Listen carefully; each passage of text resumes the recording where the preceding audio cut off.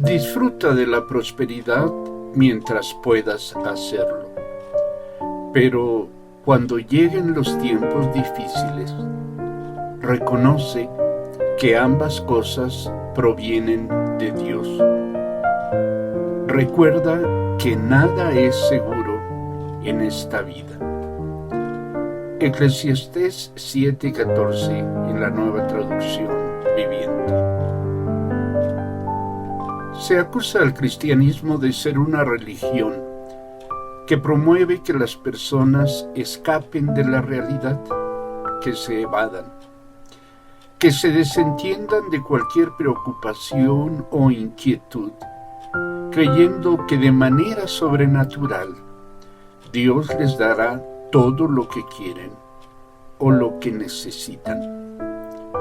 Carlos Marx aseguraba que la religión no es otra cosa, sino la droga, el opio con que se engaña al pueblo y se le manipula, ofreciéndole una felicidad ilusoria.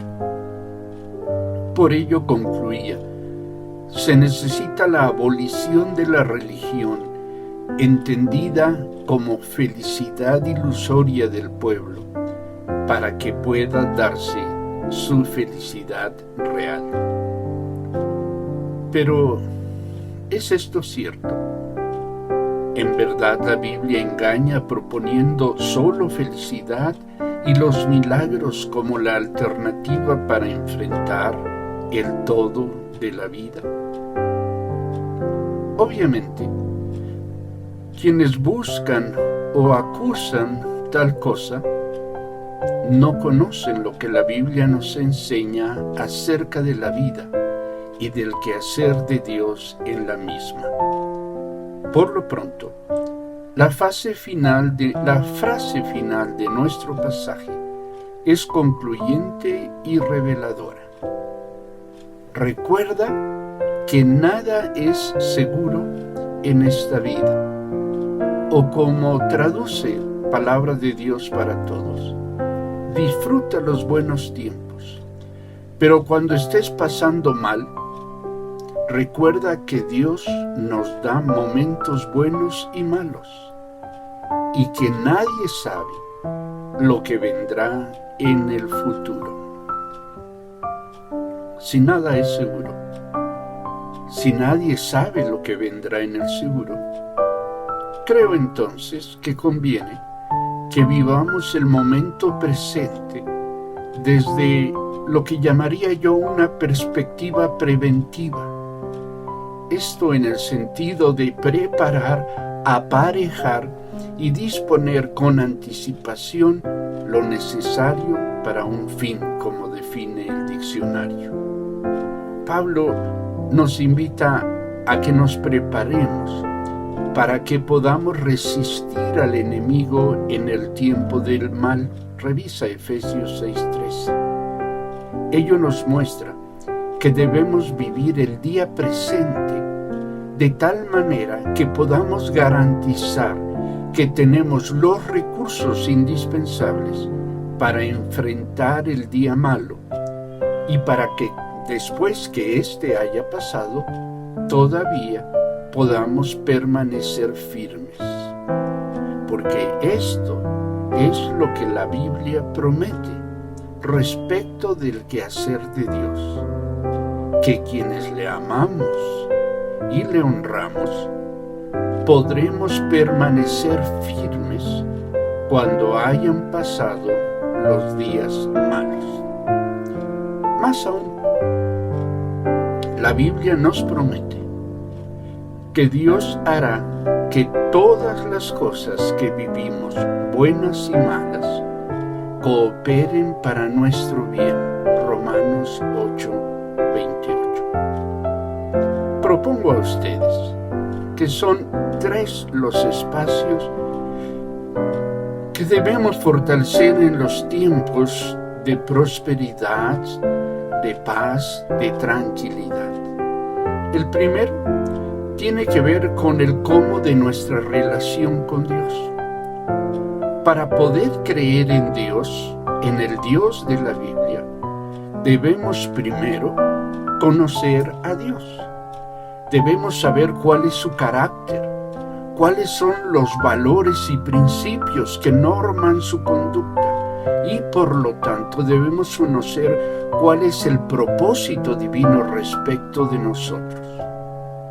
Desconocer por ignorancia o por orgullo quién es Dios conduce a uno de los grandes conflictos de muchos que pretenden relacionarse con Dios bajo un principio de iguales. Dios es igual a mí, yo soy igual a Dios. Dios tiene tantos derechos como los que yo tengo y viceversa. Pero Dios es Señor. Nosotros vivimos para Él y no Él para nosotros. Además, la Biblia nos enseña que Dios es omnisciente, es decir, lo sabe todo. Ve lo que nosotros no podemos ver aquí y después. Y por lo tanto, Dios sabe lo que nosotros no sabemos. Así, lo que Él permite o impide, lo que Él da o niega, siempre está en la perspectiva no del momento presente, sino de lo eterno. Porque a Dios no lo atrapa ni el momento ni el espacio en que vivimos. Él sabe y ve más allá de lo que estamos viviendo. Además, respecto de Dios, la Biblia nos enseña que Él es amor, Dios es amor, y que como nos ama, Él está en y con nosotros, independientemente de las circunstancias que estemos viviendo. El segundo espacio que fortalecer en nuestros tiempos de prosperidad somos nosotros mismos. Dicen que cuando alguien se está ahogando, no es el momento para enseñarle a nadar. De igual manera, el momento para fortalecer nuestro equilibrio interior, nuestro carácter, el momento para adquirir los recursos necesarios, no es el momento de la prueba. Las dificultades, la prueba, las enfrentaremos de acuerdo con el equilibrio, con los recursos, las facultades que hayamos desarrollado en los tiempos de paz. Como sabemos, somos espíritu, alma y cuerpo. Y lo que somos como personas, el tipo de personas que somos, está determinado por el equilibrio alcanzado entre nuestro físico, nuestro cuerpo, nuestra mente y nuestra dimensión espiritual, nuestro espíritu. Hay quienes buscan a Dios cuando llega el día malo, así como hay quienes comen sanamente cuando la diabetes ha destruido ya su sistema renal y al día siguiente el médico los examinará. O como otros que se ponen a estudiar la noche anterior al día del examen. Los días malos hacen evidente la cantidad y la calidad, el tipo de nuestros recursos. Los días malos no generan recursos. Los días malos no producen recursos de ningún tipo. Por ello, quien menos ha crecido integralmente en la vida, quien menos se ha ocupado de madurar, tendrá menores posibilidades de permanecer firme cuando el día malo haya pasado. En cambio, quien se ocupa de ser un buen administrador de sí mismo y de los recursos que Dios ha puesto a su disposición y procura optimizar sus recursos físicos, mentales y espirituales en tiempos de paz, podrá, con la ayuda de Dios, enfrentar y superar los días malos de su vida sin que estos lo destruyan. El tercer espacio que somos llamados a cultivar, es decir, a cuidar y fortalecer, es el espacio de las relaciones interpersonales. Los días malos tienen siempre efectos colaterales. Estos afectan irremediablemente a los círculos más cercanos, más íntimos de nuestras relaciones. Afectan a la pareja, a los hijos, a los hermanos, a los padres, etc. Porque las tragedias de la vida ponen a prueba la capacidad de resistencia de los lazos que nos unen. Por ello, las tragedias ni unen ni separan. Solo ponen en evidencia la calidad de nuestras relaciones. Hacen evidente qué tan unidos o qué tan separados nos encontramos respecto de los que amamos y de los que nos aman. Por eso es que debemos entender que los días malos no son tiempos propicios para fortalecer nuestras relaciones. Los tiempos malos, insisto, solo hacen evidente qué tan fuertes o tan débiles son nuestras relaciones nucleares, es decir, nuestras relaciones más importantes. Por lo tanto, hay que vivir cada día bueno, sabiendo que llegarán los días malos y que estos mostrarán la fortaleza o la debilidad de nuestras relaciones personales. Por eso es que hay que cuidarlas, hay que invertir en ellas, hay que fortalecerlas, hay que hacerlas crecer.